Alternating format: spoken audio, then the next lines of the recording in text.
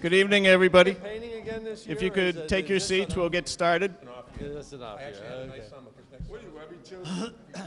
Every 2 is that? Yeah, that's tough. You're such a good guy. Jeez. You can't paint in 24/7. Oh yeah, all the time. Wow, you could hear a pin drop. Welcome, everybody. This is the DHY Clean Waters Partnerships three-town meeting. I'd like to turn it over briefly to Selectman Larry Ballantyne from the town of Harwich to have a welcome. Larry? Thank you very much. Appreciate very much you all joining us for this meeting on the Dennis Harwich Yarmouth Clean Water Initiative that we talked about. I see some dignitaries, but Dave is going to make introductions a bit just after me. Just briefly, we started this discussion over 2 years ago, coming together three towns to determine if there were better and smarter ways to deal with our wastewater issues and maintain our clean, improve our water, and maintain those that we improve. This is a meeting that we hope to update you on the status of where we are at this point after many meetings and a lot of discussions. As the meeting goes, we welcome your questions and comments. I would ask that you hold those to the end. Otherwise, we'll be here all night. We have 45 slides, which is a lot to go through in an hour or so. I also would remind you that this is a three-town effort, and so please, and I hope you come back to each of our select boards and in their proper committees to provide your input into these discussions going forward. This is a huge undertaking, and we're proud of being part of it, of working together three towns. And with that, I'll welcome you again and turn it back to David. Thank you, Larry. This is what we intend to cover tonight. Just do some brief introductions. We have some people we want to recognize here tonight. Then we'll walk through status of the DHY legislation. Representative Whalen is here. We'll then do an overview of what is in the Clean Waters Partnership and what the costs are as they've been updated and where they stand today. Discuss some of the cost recovery options that the three towns are looking at as they look at it a little uniquely in each community. And then go through some of the key highlights of what's actually in the draft agreement that the subgroup has been working on for the last 2.5 years. And then discuss some of the partnership advantages, and then get into questions and comments. As Larry said, because we have a fair amount of slides, if you could hold your questions till the end. Hopefully we'll answer several of them during the presentation. But if you do have a clarification item while the slide's up, we'd certainly be happy to clarify that slide at that time. So with that, I would just like to represent or just give the floor to a couple people. One is Deputy Commissioner Gary Moran from the Mass Department of Environmental Protection is here. Gary, you want to say anything, or if you do, you need to go to the mic. I need to remind everybody you have to use a microphone tonight, so we'll be passing microphones up and down the table as speakers present, but if you have a question, you also have to go up to the microphone. Thank you. Thank you. Can you hear me? Is this on? Well, I just want to thank you for the invitation to come tonight and say a few words on behalf of Mass DEP. You may recall back in March 2018, Commissioner Suberg and I attended another joint meeting of the Selectmen, and at the time, the Commissioner emphasized our support for the efforts to work in partnership, consider a regional collaboration to address the wastewater issues. It's a collaborative basis, really presents an opportunity to identify a regional approach that can really do it in the most cost-effective manner. It's one of the reasons why the Baker and Polito administration has supported the effort through the Community Compact regionalization grants. I just wanted to, while we have everyone here, quickly just say from Mass DEP's perspective, give a sense of how things are going on the Cape and implementing the 208 plan. It's timely because we just had to provide an update to EPA in relation to their settlement with the CLF to settle the lawsuit that CLF had filed to try to get greater action from EPA on the Cape. Overall, we think the progress has been really promising across the Cape. We've seen, never mind community planning efforts move forward, we're seeing more actual projects being implemented and funded now. In our report back to EPA, we really highlighted, really focused on the regional collaborations, I think because of the promise they hold to really do things in a, again, in a cost-effective manner and focusing on a watershed basis, which is really where the problems should be, problems are and the solutions should be focused on. We ran through some projects across the Cape, work around JBCC to address some of the Falmouth, Sandwich, Mashpee, Barnstable, wastewater issues, Pompanesett Bay's IMA, the first watershed permit we issued last summer to the communities in the Pleasant Bay Alliance, the work of Harwich and Chatham to actually, get a project started to have some of Harwich's wastewater utilize Chatham's POTW, which presents benefits for both communities. And we focused quite a bit on the work that your communities have been doing to evaluate the regional effort in a district, including the efforts to get the local support to move forward in consideration of this, getting the legislation filed, and all the technical work that's been done so far. Again, we think it's a real promising effort. I also feel whenever I have these opportunities, to point out that while we're encouraged by the progress since the past several years, particularly across the Cape, also have to reinforce that this is a unique opportunity, we feel, for communities to have the opportunity to develop tailored solutions that work most effectively for their communities, to really have control over what the ultimate solutions would be. Ultimately, Mass DEP does have a responsibility to ensure that timely action is taken to address, restore and protect the Cape water bodies and meet water quality standards. And so, that is an obligation of ours. If we don't take advantage of the opportunity to move forward, or if we don't take necessary action to help move things along, then there's always the potential for continued interest from other outside parties, whether it be the EPA and the criminal lawsuits going on nationally dealing with NIPDs and groundwater discharges, or third parties, some of who have been remained pretty active looking at different facilities and even some towns on the Cape. So not to be the harbinger of doom, but we also do like to talk about some of the, we had to report back to EPA and some of the things we need to consider to make sure timely action is taken. Again, we think the work the communities are doing is the best approach because we'll actually hopefully develop plans that will address the water quality needs in an affordable way, but at some point we need to take some action. So we are starting a discussion in the next few weeks looking at provisions of Title V dealing with nitrogen-sensitive area designations. That's a provision in Title V which gives us the ability to identify an area as particularly sensitive to nitrogen from wastewater systems.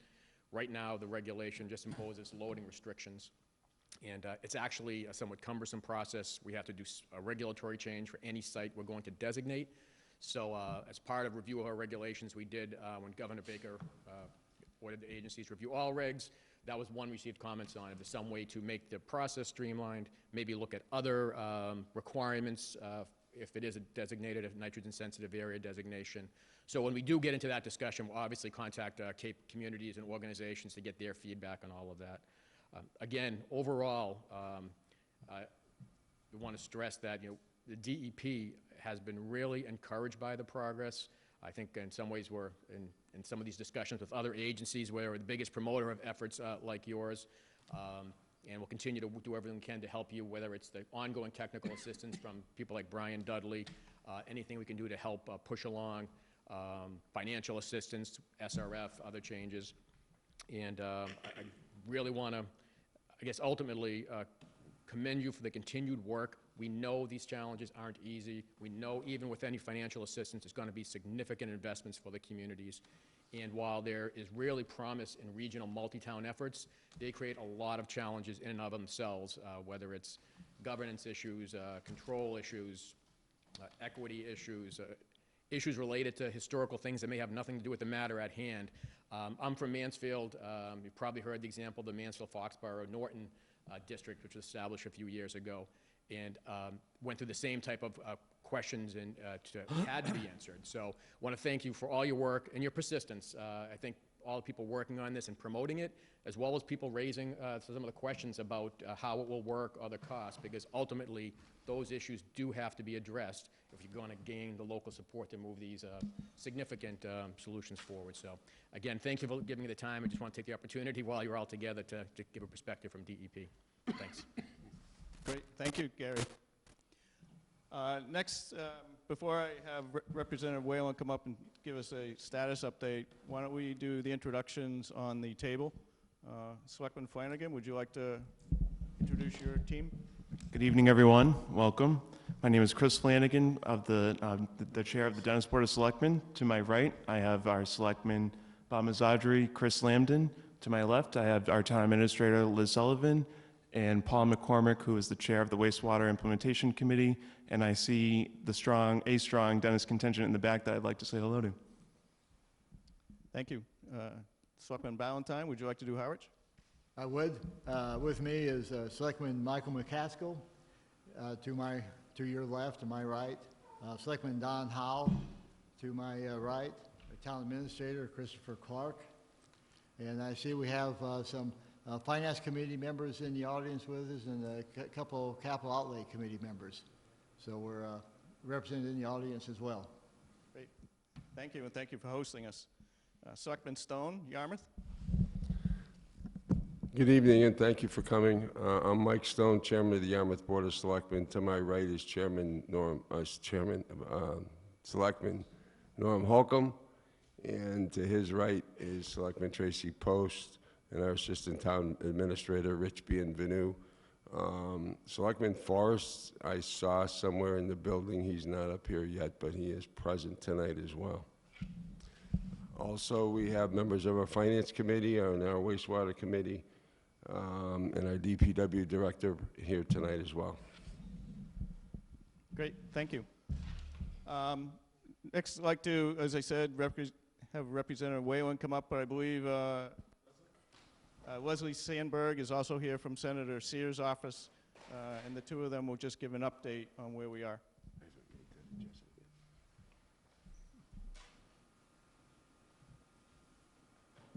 Thank you, Dave. Ladies and gentlemen, thank you very much for coming out here, and I am joined by Leslie Sandberg, who's the senior advisor. She's a dear friend. She's a senior advisor from Senator Sears' office. Senator Sears would be here, but the Senate is in formal session right now, so he's tied up in Boston doing the wonderful things that we always do for every one of you in Boston in your state legislature. In starting my remarks, first up, I just want to let you know that the reason we are at this point, it's because of a lot of cooperative hard work, a lot of intermunicipal skills building and execution going on between your three boards here, the three boards of selectmen, and the hard work by not only the three boards of selectmen from Dennis, Harwich, and Yarmouth, but also the town administrators and then the various committees like the wastewater implementation committees here. They're the true champions. We're just kind of, in Boston, we're just here. We're going to enable this to happen at the state level, but the volume of the work has come here and with Dave Young as well. So the House bill that I filed back at the start of this session, it's an act relative to the Dennis, Harwich, Yarmouth Clean Waters Community Partnership. So we filed the bill in January, and having the bill get through in August, it was engrossed by the House in August.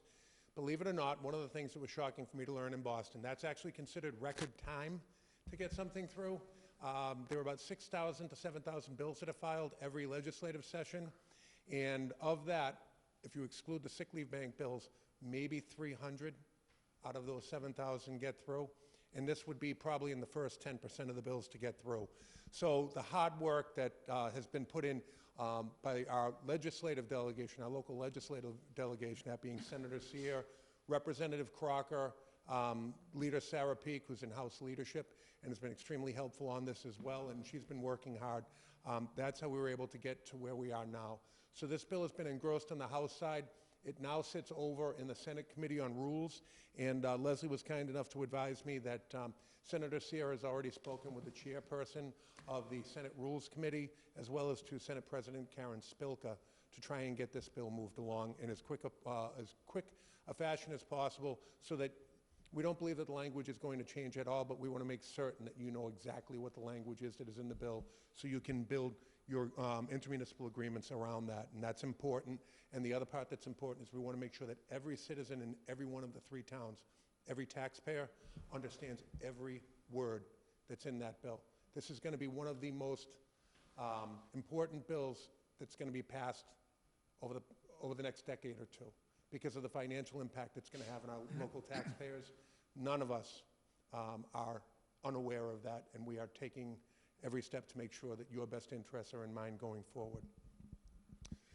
In addition to this, last year in session, I was able to get included into the House Environmental Bond Bill, and it came through in the final conference committee report.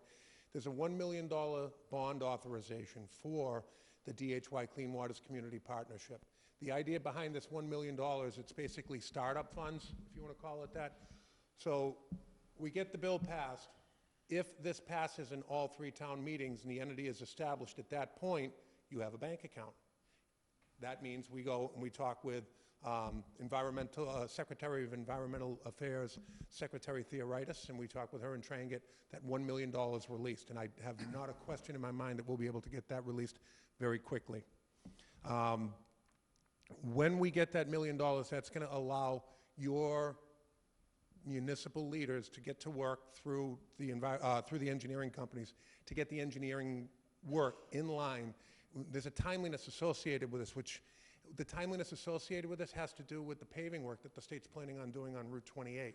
I'm sure that this will be discussed later on, but ensuring that the timeline that the towns have for getting the pipe in the ground runs in harmony with Mass DOT's plans to repave Route 28, whether it be in Yarmouth, whether it be in Dennis, whether it be in Harwich. It's going to be critical for us going forward.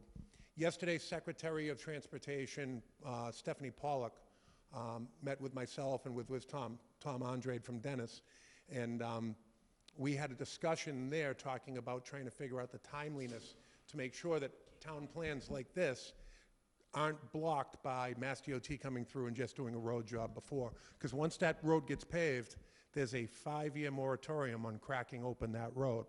So Secretary Pollock fully understands, and she's communicated to her staff as well, that they ought to work with each one of the 3 towns going forward to make sure that that work, everything is timed well so that we don't run into a 5-year block on getting the pipes into the ground. The other part of the discussion that I had with her, and this relates more to the towns of Yarmouth and Dennis, I discussed with her the need for replacing the Route 6 Bass River Bridge. This has been an ongoing conversation, but it's just a matter right now, folks, of planting seeds around all over the place. We've seen a significant increase in tidal flow up into Kelly's Bay and into Fallon's Pond since the railroad trestle was opened up. But what we really need to get done, not only for the safety of the travelers on Route 6, but to further increase the tidal flow, is to get that Route 6 Bass River Bridge replaced. And anybody that's been on a boat underneath there understands that bridge needs to be replaced and fast. And we're discussing the safety issues with the Secretary, as well as discussing that it's going to save the towns of Dennis and Yarmouth millions of dollars going forward in their wastewater plans if we can get this done. Lastly, as our friend the Deputy Commissioner was discussing earlier, the discussions that DEP has had with these 3 towns, I remember that I believe the first discussion that we had up in Boston, we had representatives from each one of the 3 towns came up to a meeting that was scheduled by the senator and the 2 representatives and I in Boston with Commissioner Suberg. Commissioner Suberg came in, met, there was some discussion. At the end of that meeting, I remember like it was yesterday, Commissioner Suberg standing up and saying that understanding the needs that we have here on the Cape, the intermunicipal partnership that you just made a presentation to me on, I'm going to call you 3 my star pupils. We've done nothing but move the ball further down the field since we were dubbed star pupils by the Commissioner of DEP. So folks, right now I just want you to know that everything's moving in the right direction. All the gears are spinning. And it's because of, as I said earlier, the hard work of these folks up here, their great level of communication, the open level of communication that we've had, and the great cooperation that we have as well going forward from the Baker-Polito administration, Commissioner Suberg, Secretary Theoritis, and your local legislative delegation. So make sure you get your questions answered. My office, Senator Sears' office, Representative Peake, Representative Crocker, we're available to you to answer your questions as well. But please make sure that you get as much information as you can and share that information with everyone that you know, because this is a project that is going to have tremendous financial impact, and we absolutely want to make sure that we get it right. And so far, folks, I can tell you, I believe we have. Leslie, do you have anything to add? The only thing I want to let you know is that everything that Rep. Whalen has said, I wanted to just say that Senator Sear would be sitting here like I am and saying, absolutely, there is a close working relationship. I had related to Rep. Whalen that the senator was on the phone with me in the car to say that he is working very hard to get this done, and he wants you to know that he feels that the work that's been done on this has been nothing short of incredible. So thank you all for coming here. I am here tonight to answer any questions. I'm also around, and I have my cards I can give you, and just know that we're committed to helping you all because we think it's an important project. Thank you very much for coming.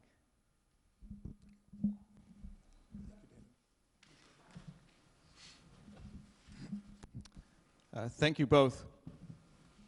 Very encouraging that the bill is moving forward at a good speed. I do want to go back, as they both represented, there's been some people who are doing a lot of hard work for over 2.5 years now. And so this is the representatives from the different towns who represent the DHY Clean Waters Partnership subgroup. Elizabeth Sullivan, representing, there's a town administrator from each. John Terrio, Diane Chamberlain, who is the chair. Paul McCormick, who's now the interim chair of the Wastewater Implementation Committee, and Dave Johansson as well, representing DPW. In Harwich, it's been Chris Clark, Larry Ballantyne, and Don Howell. And in Yarmouth, it's been Dan Knappich, the town administrator, Mark Forrest, Rich Bienvenu, Jeff Colby, and Kurt Sears. And each of the groups within that have all had subgroups as well, so there's been a lot of participation along the way. As I said, the DHY subgroup was formed 2.5 years ago. It's been utilizing 2 state grants that we've applied for and received to help with all this coordination and the number crunching and production of different brochures. And one of those productions, and hopefully you picked up in the back a handout, that there's been a DHY Clean Waters Partnership website created now. Instead of having each of the 3 towns post information and making sure they all had the most up-to-date information, there's now one website for all of the DHY information that you can go to, and it links back and forth between the different town websites. So let's get into a little bit of what is the DHY Partnership again, just to refresh everyone's memory. I see a lot of familiar faces here, so hopefully a lot of you do remember. But the DHY Partnership is about the treatment and the effluent recharge. All of the collection systems and the local sewer system, that portion of the program, which is about 75% of each community's cost, remains with that community. Total control within that community. So DHY, we're only talking the treatment plant, which would be located at the Dennis DPW site, and the pipe conveying to that, and then to the effluent recharge site, the very highly treated liquid portion from the treatment plant would be sent to any of those 6 sites that you see listed there, all within the 3 towns. So each of the towns takes some of the effluent back. This is the flows that we've been looking at. You can see Dennis is a little under 2 million gallons a day now, and these are at build out. Harwich is about 1 million gallons, and Yarmouth is about 3.5, or represented in terms of percentages.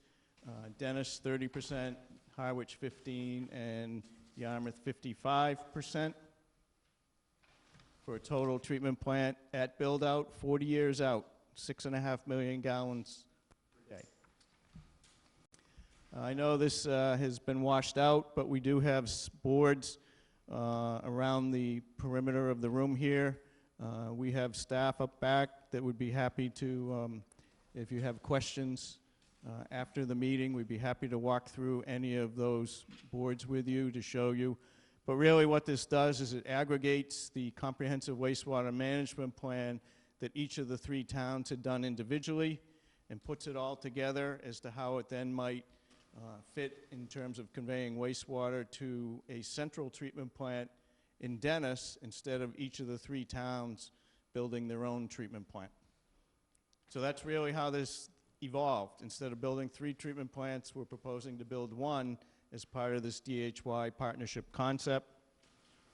Obviously, each town is comparing the DHY option versus their own in-town option. So let's get into the cost. That's what people pay attention to. They couldn't see that map before because it washes out. It's so far back. This presentation, by the way, if you're having trouble seeing any portion, will be posted on that DHY website. But you can see that the cost, this is for capital for the infrastructure. It costs a little bit more. Let me back up for a minute. This is the shared cost. So what I mean by shared costs, this is for the treatment plant and the effluent recharge. So I know it's a little difficult to see, but this is the town option, and this is if they do it part of the partnership option. So you can see that in all cases, the regional or partnership option is quite a bit cheaper for each of the 3 towns. Several $million in some instances. And then this is the operation and maintenance cost. Significant savings too. It's an economy of scale factor, plain and simple. And then we do an equivalent annual cost just by taking the capital, putting it out over at 2% over a 30-year bond, and then adding in the O&M, and you can see the percent savings for each community over here on that equivalent annual basis, which takes capital and operating cost into account. So then if we get into the individual costs for the overall programs, this shows the collection system cost for town of Dennis. As you can see, of the total, that's over 200 million of the 300 million overall project cost. So that remains totally in control of the town of Dennis. It's not till we get down into the treatment plant and the effluent recharge programs, which is where the savings again cost. In Dennis's case, it's very similar for their conveyance. However, when we get into Harwich or Yarmouth, they're going to pay a little bit more to convey their wastewater to Dennis because the plant is in Dennis. However, as you can see here, while it costs a little bit more, $235 versus $247, significant savings down here of over $30 million, so it more than makes up for the cost to convey additional costs to convey the wastewater to Dennis. So to break that down even a little further, and the same for the O&M costs.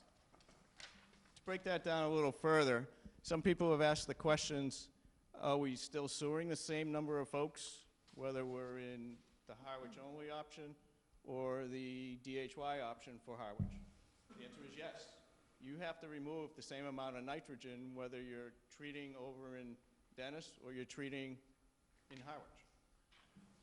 The cost is about $12 million more to convey that wastewater that you're collecting in Harwich over to Dennis, but you're saving $37 million in the treatment plant. Pretty good cost-benefit ratio there. The revised phasing plan, which I'll show you in a moment, which still needs a lot of public comment and input from in Harwich, but just to keep the sort of the ball rolling, so to speak, we worked with some local input from the town and revised it so that They were delaying the next phase in East Harwich in order to do their portion of the treatment plant and a little bit in the Herring River area of Route 28, so that they were participating with the other two communities who would be helping to pay for the treatment plant. But that also helps them get down to some of the economic development benefits along Route 28 as well, and works in with what you'll hear in a little bit, some of the work that's proposed by MassDOT on Route 28. Also, the debt service in revising that phasing plan has been mirrored versus what had been proposed before, because that's what the financial cost recovery program for Harwich had been put forth on. So I'll show you those.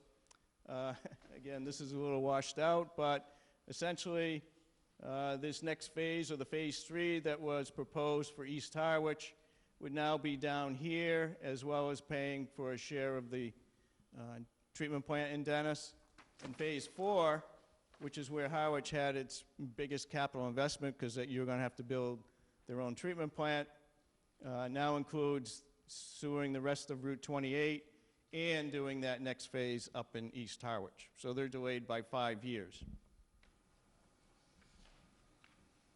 This shows the cost recovery and the impact to the debt service.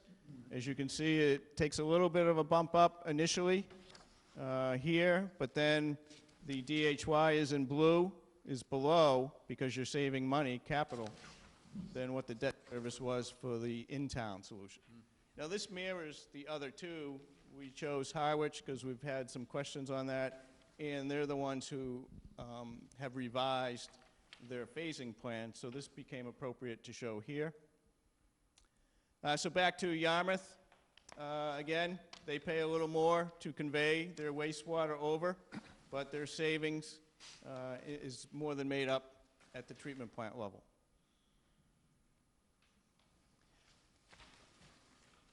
This is the overall program cost, just to summarize what you saw in more detail on those previous slides. Again, each community has savings versus their overall program, not just the shared costs that we showed you earlier. However, the thing we'd like everyone in the room to focus on is phase 1 and phase 2. I'm not sure how many of us will be here 40 years out when the program is done and implemented. I'll guarantee that it won't be implemented in the fashion that we presented the phasing here tonight. That's a guideline, but it's going to change along the way. We've looked at how the water systems have been implemented in some of these communities. Cost the same amount, was done over a 40-year period, was paid for through different types of cost means. They got there, and people consider that to be sort of a standard utility that they couldn't live without today. So now we just need to take on that next utility. But you can see again, even just focusing on taking the first 2 phases, cost savings for each of the communities, town versus regional or DHY, all the way down the board. So what I'd like to do with that now is to have each of the subgroup members speak to some of the cost recovery means that their community has been looking at or is looking to actually move forward and implement, or has actually already taken advantage of. What we're going to talk about briefly is Jeff Colby will talk about some of the MassDOT project work.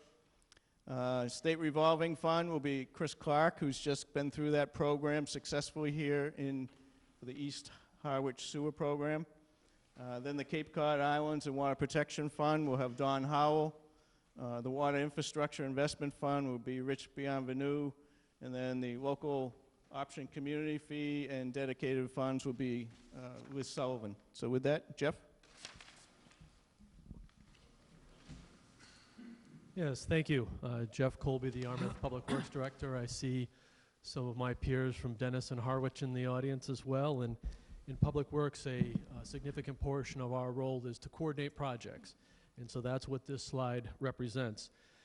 There's been significant coordination with MassDOT throughout the quarter, primarily Route 28.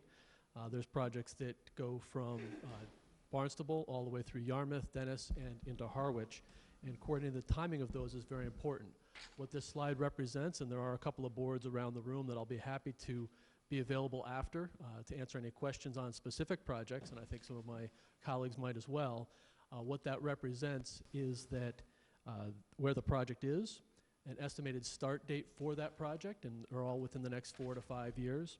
That also represents an estimated completion date for those projects. And then what you heard about before, and what I'll talk about briefly, is the moratorium. There's a 5-year moratorium on those Mass DOT projects. Once they finish and pave a road and it's nice and black and smooth, they don't want people digging it up for 5 years. That's a good standard. As far as individual towns, we have a similar standard for our projects as well. You want to preserve that road surface as long as you can, and so that's that moratorium that you heard before. This also represents that we're all working together. All elements of Dennis and Harwich and Yarmouth, as well as DOT, are working on these to coordinate our projects together. And I do want to talk about the significant savings in coordinating these projects. When we do it in conjunction with a Mass DOT project, the towns would be responsible for paying the pipe installation cost, but the patching cost, the paving cost, the project development cost, that's all borne by the project, in this particular case, Mass DOT. So that's millions of dollars worth of savings when we coordinate our projects, and that's good news for the communities.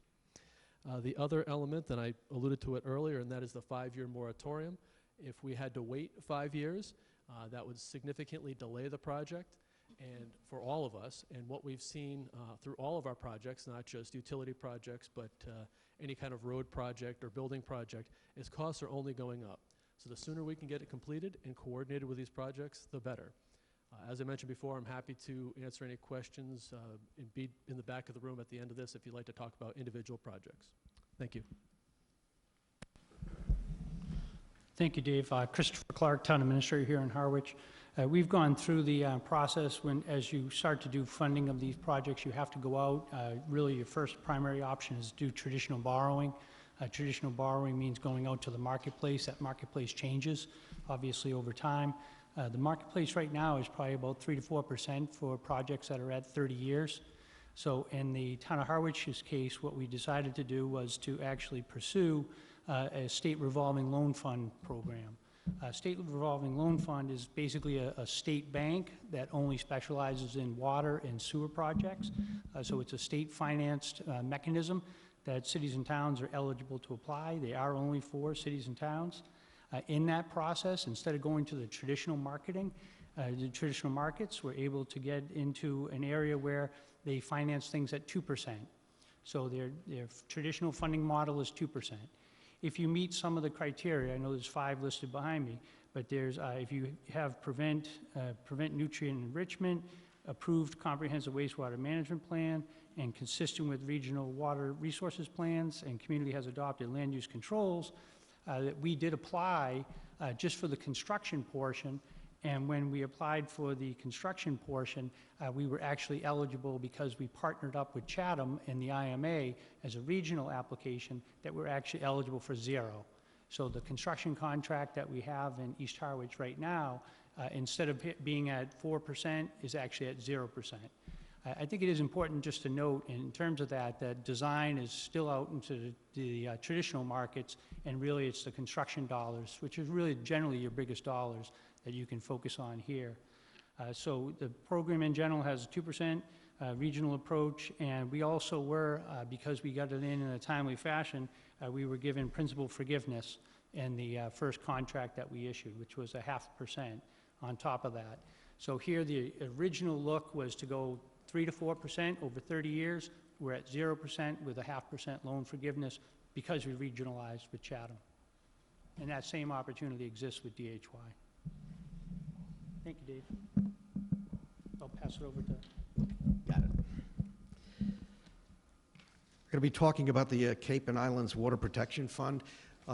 Last year, the legislature was able to pass a package of rooms taxes, and I'm not going to make everybody's head hurt to talk about all of them, but there was one specific one that was an opportunity. The premise of it was that people who were visiting the Cape were actually degrading the groundwater, and that they should be in for helping to remediate that and create clean water.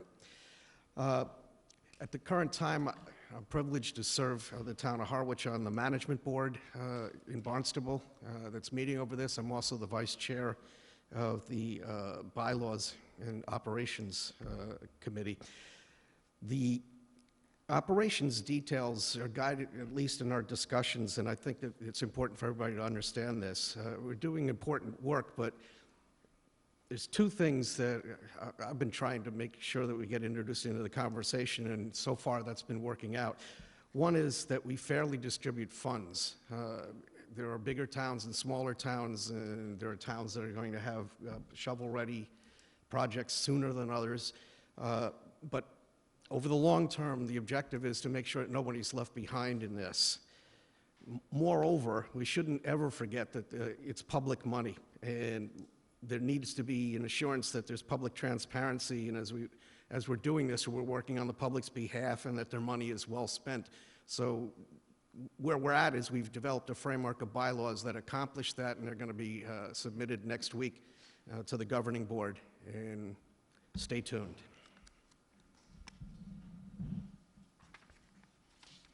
Town of Yarmouth has a financing plan that's aspiring to pay for the phase one of our project with no impact on the property tax rate, which is a challenge. And to achieve that, we've laid out a whole menu of revenue options, some of which have already been spoken to, and several others as well. One of the key ones, however, is what's called the Water Infrastructure Investment Fund, which is recently new legislation that allows a town on a local option to adopt a surcharge on its property tax of up to 3%. And so it's very similar to what all of our towns are doing now with the CPA fund. Each of our towns have a 3% CPA surcharge. The Water Infrastructure Investment Fund is a standalone local option and could add up to another 3%. What you do with that money, it could be 1% or anything in between 0 and 3%. And what it does is restricts that money for water and wastewater or stormwater infrastructure projects.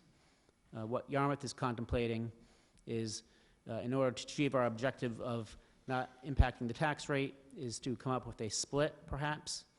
And that's a process we're going through now with our CPC committee and our community to see what that might look like. You know, perhaps it could be a straight split of 1.5% for CPA and 1.5% for the WIF. Other communities have looked at other options. Sandwich has passed, for example, a 2% CPA surcharge and a 2% water infrastructure fund.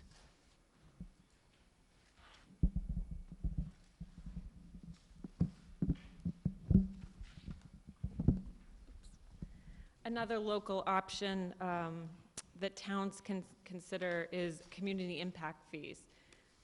This came with the new short-term legislation last spring that was passed. If a town has the local option excise tax already adopted, the community is then eligible to implement a community impact fee of up to 3%. This is of a minimum of 35% must be dedicated to affordable housing or any infrastructure project. So wastewater would fall under the infrastructure category. You can designate up to 100% towards that appropriation. This is one option that the town of Dennis will be considering. The Board of Selectmen will be reviewing a town meeting article for potential placement on the warrant at their next meeting. Community impact fee is for professionally managed units, which you think of as your condo units, perhaps, and then also you can have a community impact fee on your owner-occupied units, which would be your 2-family and your 3-family dwellings where the owner is also residing in the unit, in the home. In Dennis, we are also looking at a menu of options. Presently, the town has set aside dedications to a wastewater stabilization fund. We've taken funds from our solar revenue, and last spring at our town meeting, the town approved a dedication of 25% of the local option rooms tax, where the law changed to include short-term rentals. So we're going to be taking, as of July 1st, 25% of the excess fees collected. And that was at our Springtown meeting in 2019. So the town will be considering in Dennis the community impact fees. We're also going to be considering the WIF article that my colleague Rich Bienvenu had mentioned. And similar to Harwich, Dennis would also be looking to do the SRF loans, as we will have a comprehensive wastewater management plan in place. We would be eligible for that 0% financing as well. Good, thank you all. So you've heard they're all doing it a little bit differently, but a lot of similarities as well. We just thought it'd be good for everybody to hear what the different communities we're looking at.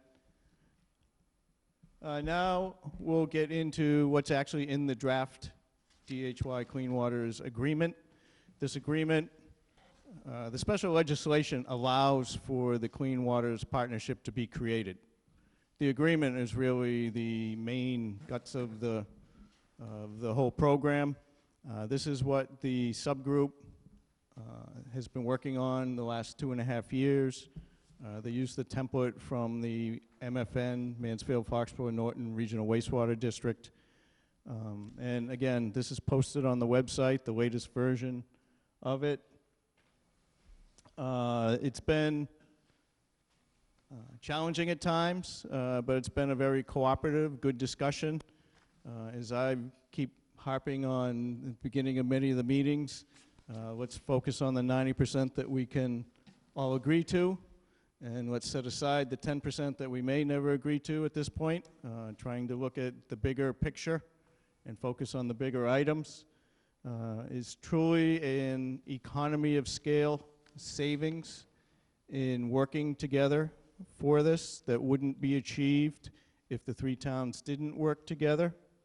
Many of you were here last fall when a couple of the commissioners and the executive director from MFN came and spoke and talked about how well that process has been working since they were formed in 2014. This is, when it's created, it is a separate entity within the Commonwealth, so it is a standalone. It has its own funding ability to go out and put out bonds. But again, it's just for the wastewater treatment plant and the effluent recharge facilities. The other collection system, which is 75% plus of the overall program cost in each community, remains within the community and fully under your control. So what I've done is ask Don Howell and Larry Ballantyne to each cover what the subgroup felt was 3 of the key aspects each within the agreement to give you a brief overview of that. So with that, Don? Thank you, Dave. As Dave pointed out, the slide says partnership, but it's really an independent body that we're creating that's going to have governing authority. So it's important for us to get this right from the get-go if we want public participation from each of the towns. We've had substantial discussion about what the commission total number should be and what the proportion of each of the towns were. We've landed on what you see in the slide with 3 for Yarmouth and 2 each from Dennis and Harwich. The Board of Selectmen, we recognize that there are different mechanisms in each town, and they're governed slightly differently. So the Board of Selectmen in those towns where it operates as a sewer commissioner would appoint commissioners from Harwich and from Yarmouth. There's a very robust presence of the Finance Committee in Dennis, and we recognize that in the agreement also, where the town moderator would be involved in appointing one of the commissioners. There will be an executive director that will oversee the operations, and that'll be a professional. Moving on to the next slide. The classes of people who are eligible to serve, we had also substantial discussion about. As it stands right now, the people that you see generically are the town administrator, DPW director, wastewater superintendent, or their equivalent, sewer commissioner, a member of the Board of Selectmen from each of the towns, Finance Committee or a qualified town resident. We didn't want to drill down too deeply in what that meant because it could well be a skill set of accounting is what that board needs. So that's one of the reasons that we left that a little bit more vague. And I'm sure that it meant rather than rotating, staggered terms. The terms are going to be staggered, and if someone starts to get way off the reservation, they can be removed by their appointing authority. The budget process was one that we had a lot of discussion about, and ultimately, when this is moving off as an independent body, we wanted to have some assurance that there was a connection to the people who are actually going to pay for this. And the resulting process that we were able to agree upon was that annually the boards of selectmen as a quorum, 2 each from each town and 8 total, will meet in December, and we're going to go over the submitted budget by the commissioners. If that budget is not deemed to be appropriate, the public's representatives will have the right to reject it and send it back so it can be rewritten. So the public is actually getting represented in this process. It is not just something that we appoint people to and we walk away from. And I think that's important for everybody to understand.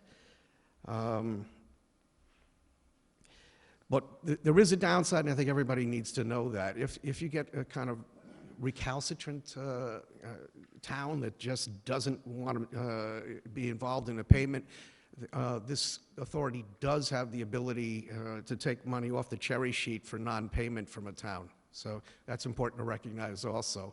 I don't anticipate we're going to be getting into that because the annual meeting with the boards of selectmen should be able to get us to some point of agreement.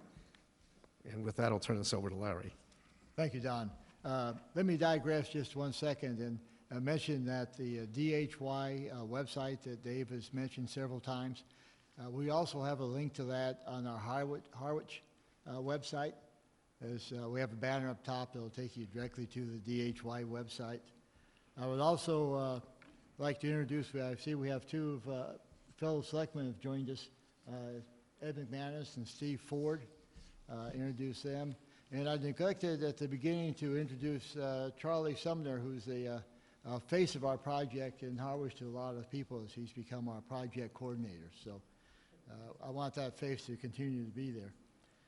As Don has mentioned, and Dave as well, we spent a lot of time thinking about and discussing and debating governance and financial issues. It's, I think on Cape Cod, it's intimidating anytime you start to talk about a separate entity. And so to get the agreement, we talked to some of the financial and the transparency things that Don has mentioned. The 3 slides I've had assigned to me is more how we can keep track of what's due from each town. First one is wastewater flow. It's probably obvious that the more we contribute, the more we should pay. And so we'll measure wastewater flow based on average total flow, peak flows, and a rolling average. I guess we take the example from our Monomoy school where their budget is based on a 5-year rolling average going forward. So we balance out some of the peaks and valleys. Wastewater flow, where possible, we'll be using records as 90% to get some measure going in there, so we get as accurate as we can. Quorums was another issue as actually related to governance, but also financial issues, that as part of a quorum, non-financial issues require 4 commissioners to be present with a representative from each community. Those issues over $30,000 will require 5 commissioners, and the executive director has the authority to act on financial matters less than $30,000. The idea is to give the commission or the committee proper oversight, but not tie the hands of the administrator to do his day-to-day activities. In terms of apportionate costs, capital costs will be proportioned on the average capacity that each town is owed, which we've discussed how we set that up. And then operating costs, those costs that are dependent on the actual operation, chemicals, electricity, and so on, variable costs will be paid based on the flow. Cost increase will not be subject to Proposition 2.5. And with that, I'll turn it back to you, Dave. Great, thank you, Larry. As I said, there are 18 sections in this draft agreement.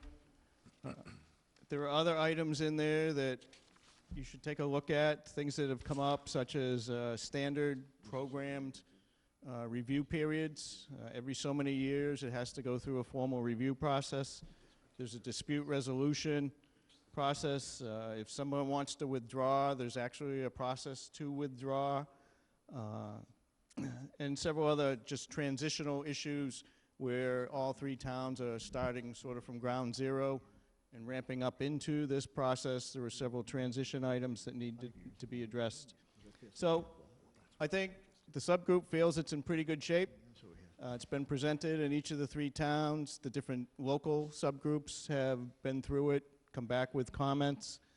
But we have time where it's not going to be actually put on each community's town meeting article till next May to make sure that we've got it right. As you've heard, we need to get this right. So we need comments back, but we'd like the comment process to come back through the local subgroup and have that local subgroup then bring it to their representatives. And if they feel it hasn't been addressed appropriately or discussed prior to reasoning provided, then they bring it back to the DHY subgroup, and we'll take a look and figure out what needs to be done, tweak it if we need to. It has had some legal review along the way as well. So what we'd like to try and do is have sort of the agreement that will go to town meeting next May sort of locked up come this December, because that'll provide from December till May for every community to be looking at the same document and making sure that they're vetting it appropriately in their own internal means, coming back with questions, make sure we have time to answer those questions. So that's the timeline that the subgroup has put forth. Again, can't encourage enough to go to the website if you have questions on the agreement. That will be the latest. If any changes are being made, it's stated on the agreement and then the latest posted. So with that, I'd just like to lead in and have Paul McCormick walk through some of the advantages that have been put forth from the subgroup. Paul? Thank you. We've made it to the clubhouse turn on the slides. There are many advantages to this plan. This has been coming on for a long, long time. The most obvious one is the fact that we're going to save some money by working together. These three towns can work together. They do in a lot of other ways. So the construction and operation maintenance cost savings are right there at the top. We can also restore and protect all the water resources and overall aesthetics of the Cape. We're a big part of the Cape. We're right in the center of it. The recharge and the reuse effluent can be put in those locations that are beneficial for three towns, not just one at a time. We can work with the regulators to meet watershed total maximum daily loads, the TMDLs that we've all heard about for nitrogen. Improved treatment with more consistent year-round wastewater flow. Small plants don't work as well as big plants, and we have a very seasonal economy, so therefore the flow diminishes quite dramatically in the winter over the summer. So by putting three towns together, the flow will be maintained and the plant will work better. We can operate and maintain the treatment facility with a shared infrastructure and one staff. We also have to remember that each town gets to put in the pipes where they want to put them up at their own time where they want to put them. This entity is not going to tell them what to do. So there still is a lot of control while we have this partnership. We address potential treatment of contaminants of emerging concerns. We've all heard of different contaminants that are coming along the way. We have to plan for that. We can also take this plant and we can make it even larger as the need be in the next 30 or 40 years, whatever is the outgrowth of that. We simplify the governance for wastewater operations. We have one outside stand on its own ability to maintain and work this wastewater plant. The construction of the sewers in commercial areas to promote desired economic growth, development, and smart growth. How well we do it is up to each town. How we want to make the zoning changes all comes with this. We can't do it without this. We have to think about our tourism community as well. How is that going to grow? And we can gain more points for the state revolving fund, as Chris Clark had pointed out. The more points, the less cost. Wouldn't it be great to get 0%? And we can do that by working together. And so if you look at the MFN plant, and we've looked at that, and that's working really, really well. Now it's our time to take a look at it and to do it. I've told this story before, and I'll tell it again. Most people don't know where I live, but I am the most southeast resident of the town of Dennis. I can spit to West Harwich.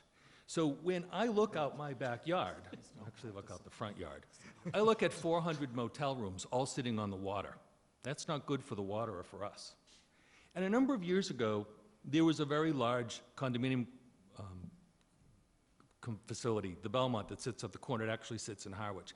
And a number of years ago, during a hot summer Sunday afternoon in August, the air turned from the north and started coming across. And there was the smell of sewage. And everybody living at the Belmont that particular day sent off panic signals. And the next thing you know, Bobby Hour's truck showed up, probably 6 or 7 of them. And they were all brought in on a Sunday afternoon because residents thought that it was the Belmont, that there was a problem with their septic system. It wasn't. It was the problem with Herring River. And that keeps happening. The time is now to do this. We have to keep moving on. And if we do this together, we're going to save money, and we're going to make sure that the environment is the way that it needs to be to keep it for future generations, like the 12-year-old sitting over there. So, did Mark Forrest come in yet? Yeah, Great. I'm Mark here. gets over the last side. Okay. Thanks, Paul. In terms of our tentative schedule and the potential next steps, let me just identify what we're going to be doing over the next several months. First of all, our subgroup will continue to meet, and we hold monthly meetings, and we very much appreciate Dennis's hospitality for hosting those meetings. We will also have informational meetings in each of our respective towns, helping again inform and educate residents and local officials on what this all looks like. Our goal will be to come to a consensus among the boards, the select boards of the 3 towns by the end of this year. Because in looking ahead at an upcoming town meeting schedule in the spring, it'll be important for us to try to reach consensus on this agreement, resolve, hash out any issues, concerns by December. And then, of course, in May, each community will be asked to approve the town meeting and the funding for the initial phase of design. After that, in June and July, the communities will then be in a position where they can submit a final comprehensive wastewater management plan notice of project change to the MEPA office, state environmental officials, to reflect the fact that each of the 3 towns has approved this step. Over the summer, Senator Sear and Representative Whalen have been incredibly instrumental in setting aside $1 million in bond funds. So the DHY officials will be working towards, along with the select boards, to access those bond funds to provide some initial startup capital for this organization. Also in the summer, the DHY commissioners would be hiring a director, and then the 2-year design process would ensue. And at the moment, given the current schedule, we're looking at, should all approvals go along smoothly, we're all comfortable with the agreement, and we get approvals at town meeting, then conceivably under this schedule, we're looking at operations starting in 2025. There you go.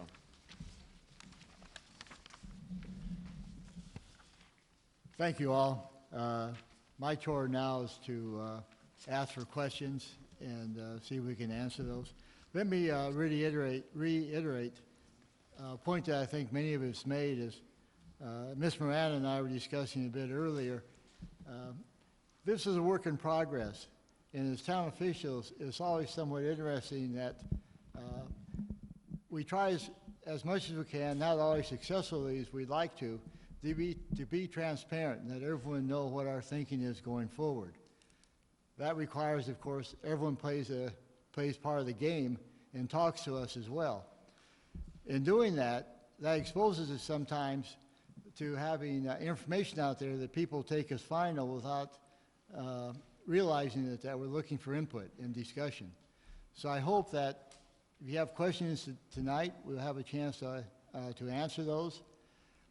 I hope even more that you'll continue to keep us in mind and join the meetings, whether it's town hall. We in Harwich, we have to have a series of public meetings. Join us so we have good discussions, give and take, to be sure that we have our proper direction and can respond to that. With that, does anyone have questions that I can either bluff my way through or give it to someone else?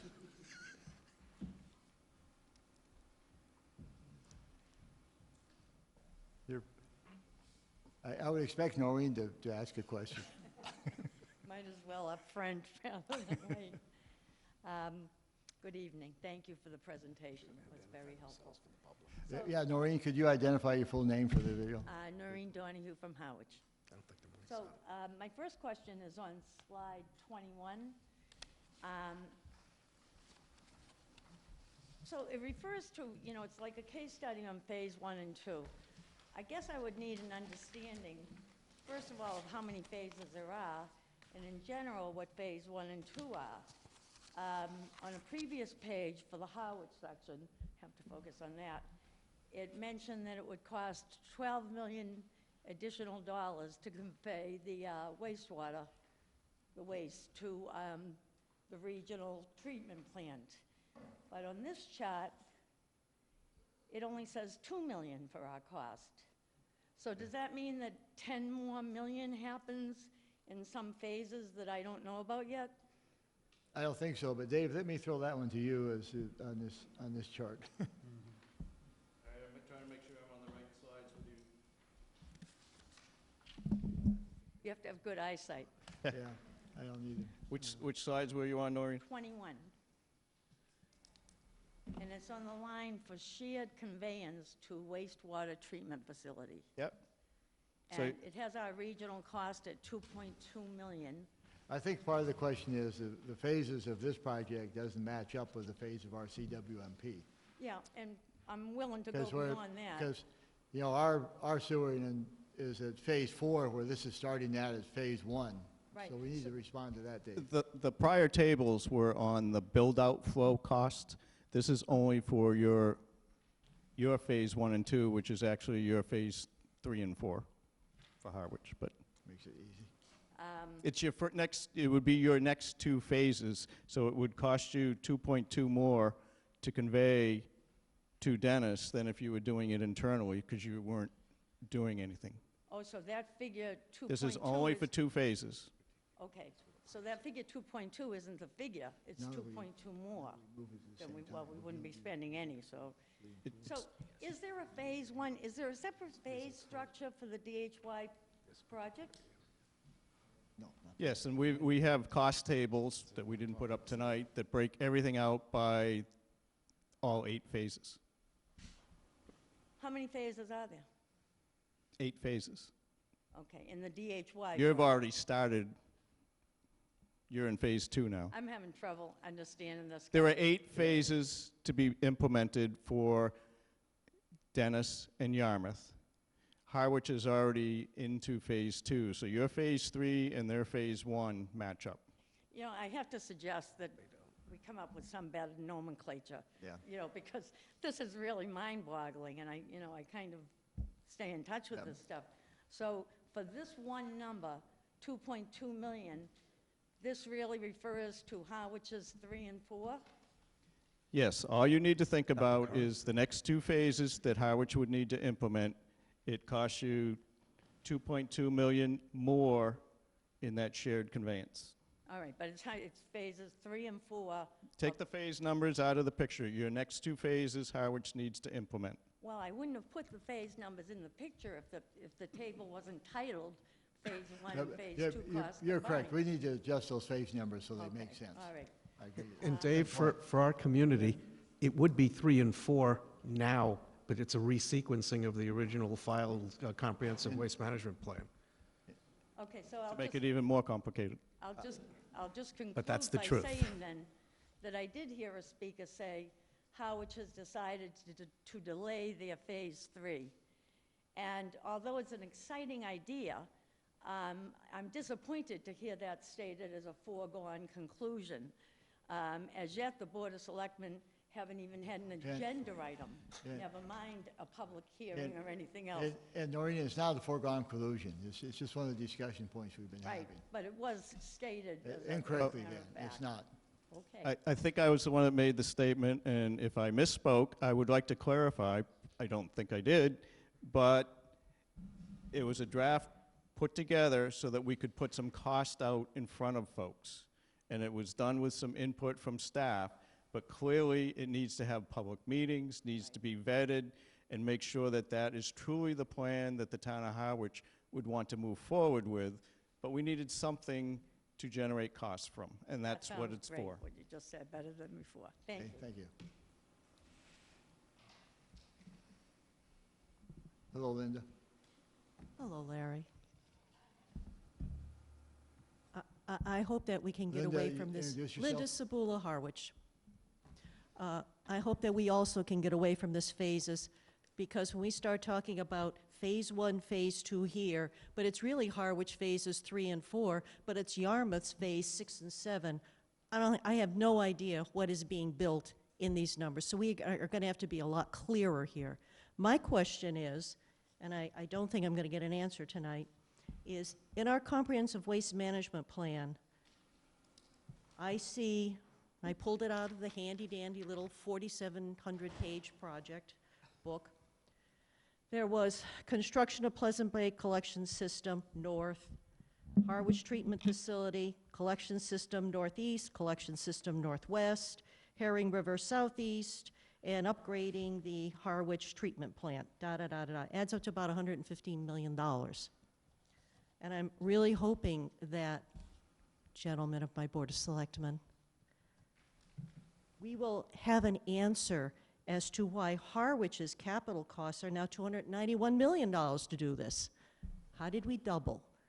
I know I'm not that smart, but I can do the doubling, and I'm really going to hope that we have some real columns of numbers that explain very specifically how we got from there to here. And I know I'm not going to get that tonight, but, No, but that's a I'm good going to point. keep asking that Yeah. question because I don't understand. And after the East Harwich issues with the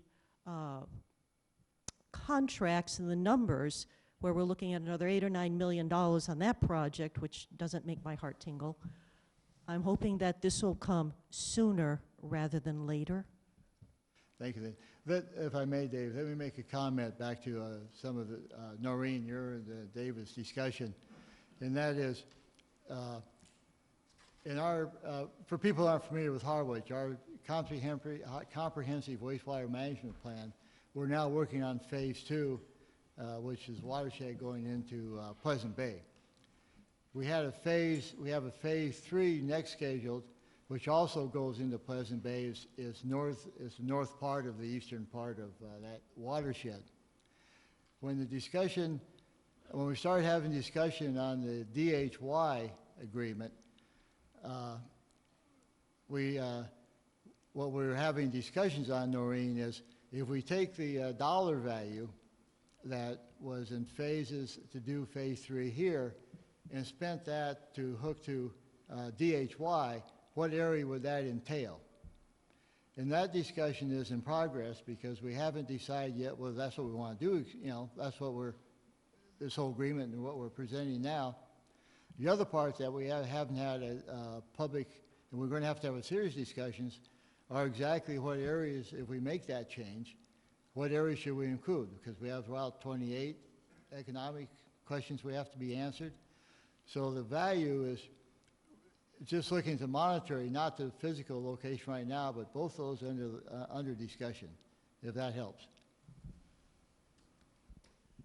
Yeah, just to Ms. Sabula's initial question, We made a brief presentation to the Board of Selectmen one night. There was a memo that can certainly be shared with you that shows how the costs were updated from what was presented in the Comprehensive Wastewater Management Plan, which I may have this wrong, but I think it was 2014 cost. And we cost that we're projecting tonight, year 2022. So we've increased them through inflation at about 3% a year. And we've also increased them because some of the costs on the Cape have been coming in higher in recent bids. Part of that is reflected from paving costs, which are up 50%. And so we've tried to keep them ahead, and all the costs for all three towns were adjusted to put on the year 2022 platform. So the costs that were laid out in the Comprehensive Wastewater Management Plan, yes, we're back in the 240 million or somewhere around there it was, and have now increased for those reasons. And I'd be happy, or I'm sure the town administrator would be happy to get you that memo. Sandy McClarty, East Harwich. This may have been answered already, but we're comparing the option of doing our own treatment in Harwich versus joining a group body. Is the end result the same whether we implement our own treatment plant versus being a part of the group? Meaning, I understand the piping would run maybe differently, but would the same bodies of water be impacted identically in both options? Are we comparing the same thing? The short answer is yes, because we're fulfilling regulatory requirements to remove enough nitrogen to get below the regulatory acceptable level.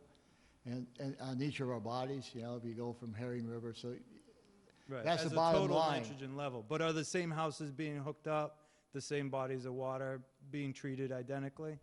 The bodies of water will be treated identically. I'm not sure about the houses yet as we move to DHY and how we program that, so I don't know that yet. That's part of the discussion now. Okay, but the same shorelines would be... The same shorelines will be essentially affected. Identical. We're comparing the same... Exactly. Thank you. No.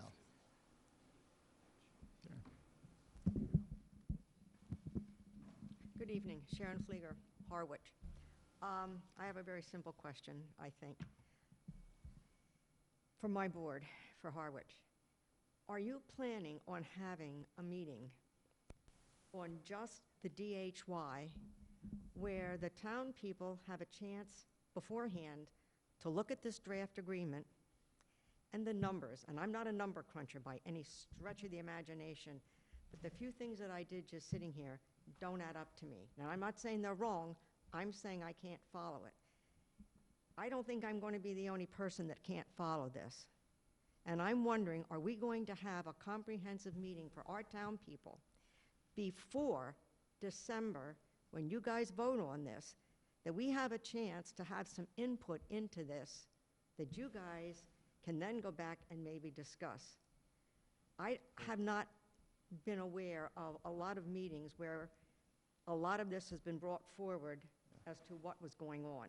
Now, I know there's a website that I've just became aware of. Might have been my short sight there. I did not find that agreement was very easy to find, all right? And I did sit and read it last night for the first time, briefly. But I think between that and the numbers that I see in here, I think it would be very helpful for our town to be able to have a meeting on just this DHY. So my question to you is, have you thought about having that type of a meeting before you guys have to vote on this in December? Sharon, just for the audience, Sharon's a member of our Board of Health. She mentioned she is her committee she sits on. You know, the easy answer is we'll take your statement as a directive and put together such a meeting. All right. I'd like a chance to say something about that. I didn't say it as to governance, but I think it's important to understand. Tonight is the beginning, it's not the end. It was to try to give an overview to the boards of selectmen in each of the three towns. we anticipate there has to be a whole heck of a lot more discussion for the townspeople, what I call retail politics, because ultimately, this is going to go to each of our town meetings, which is why we didn't want to hold a fall town meeting this year, because it would have been much too precipitous. We wouldn't have had the information that you're talking about. We're guessing that there's going to be multiple opportunities for the public to engage. And also, when it gets to town meeting in any of the towns, it takes a 2/3 vote to do this. So there's going to be a lot of discussion. Okay. Sir? I'm happy to see someone, well, I say that. Are you from Harwich? I am from Harwich, Michael Okay. Berry, but I also work for the town of Yarmouth. Okay. I have a question. We heard a lot about the different ways to finance this operation, and many of them seem to have some flexibility, like the WIF up to 3%, and the rooms, the community impact fee up to 3%. What is the legality of adjusting those year to year? If we started out high or low, can you adjust at the next town meeting, or in 5 years, or? I'm going to need help on that, to Chris or Dave, or adjust it. Well, if I understand the question correctly, the financing means isn't locked in on your first vote, on your first meeting. When you go to do your next phase, you could be financing it through a totally different means. That's up to the community. As I indicated earlier, we've looked at how each community's implemented their water system. They've used multitude of different financing mechanisms to do water systems. I expect that to change. Who knows what, back in the 70s, early 80s, there was the federal grant program. That's not here anymore. It's not coming back, probably. Now we have that state revolving fund loan program that was discussed tonight, certain criteria to get 0% interest. And that was an add-on after the program had been developed at 2% interest. So what other programs may come about? Each community will be staying abreast of what's available to them at that time. A lot of the programs that were discussed tonight have only come about in the last year or two. So I fully expect different funding or funding mechanisms to be discussed each time a community goes to implement their next phase. Dave? And I would comment further that, obviously, not obviously, I don't want to say that word, but any spending has to come back to town meeting as a warrant article to be approved by town. I think we're stepping on the headline, too, because we're talking about these esoteric funds and things that have just come online. Each of the three towns is a model for itself about how they're going to assess the cost of these projects. Harwich, in particular, is going in a completely different direction. We're essentially doing a town-wide betterment for every single phase that we're doing, so everybody, whether or not they're hooking up to that phase, pays for the construction cost of that additional phase. Other places are going to be assessing it to the people who actually use it. Ed? And if I understand the basis of your question is whether from year to year you're stuck with the same percentage that you're collecting, no.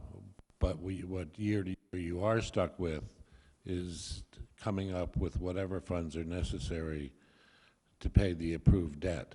Now, if you want to change the way you do it year to year, take it out of golf fees one year, and the next year take it out of an alteration in the CPA fund. I mean, that's up to each town, but you're still on the hook for the debt service. Sure, yeah. My question is really generated from the history of CPA, where once a town decided to do a certain percent, it was stuck, until now it's about to sunset. So I didn't know if that was going to hold true for a WIF or any of the other mechanisms.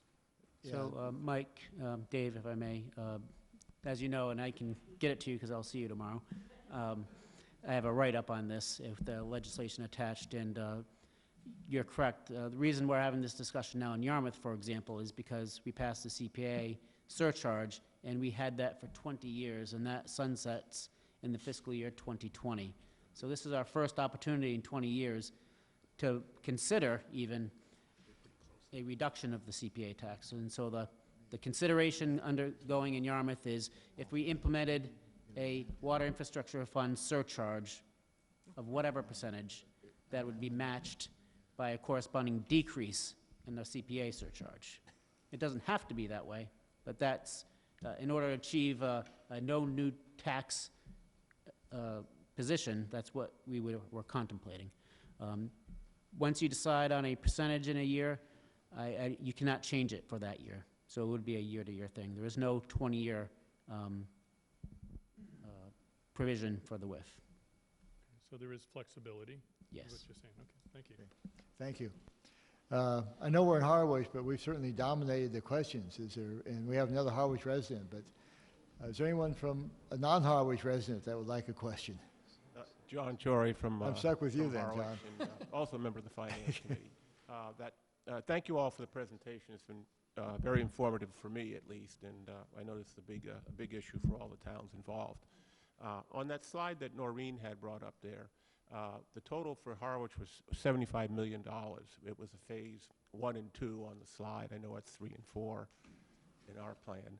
What does that $75 million buy us? Is that the design of the plant and hookups of towns around that area? But what does that $75 million entail for the town of Harwich? Thank you.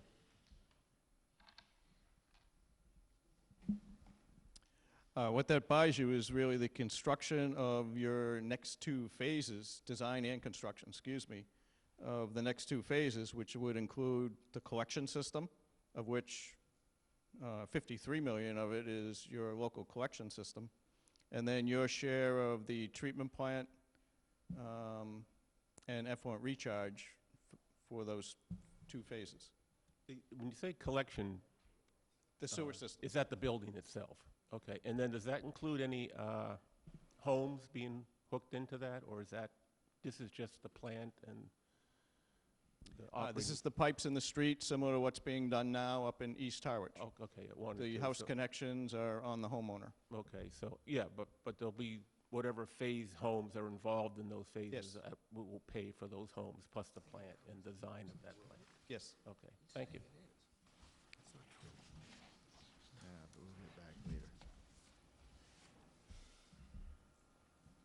Any other questions? If not, again, I think for all of us here, fellow selectmen and staff and... Phase 2. Oh, Noreen phase 2, okay. It'll be quick. I just wonder if we could possibly get the detail. There's an example on slide 15 and on some others, but on what are the costs presented, capital costs on town versus regional for Harwich?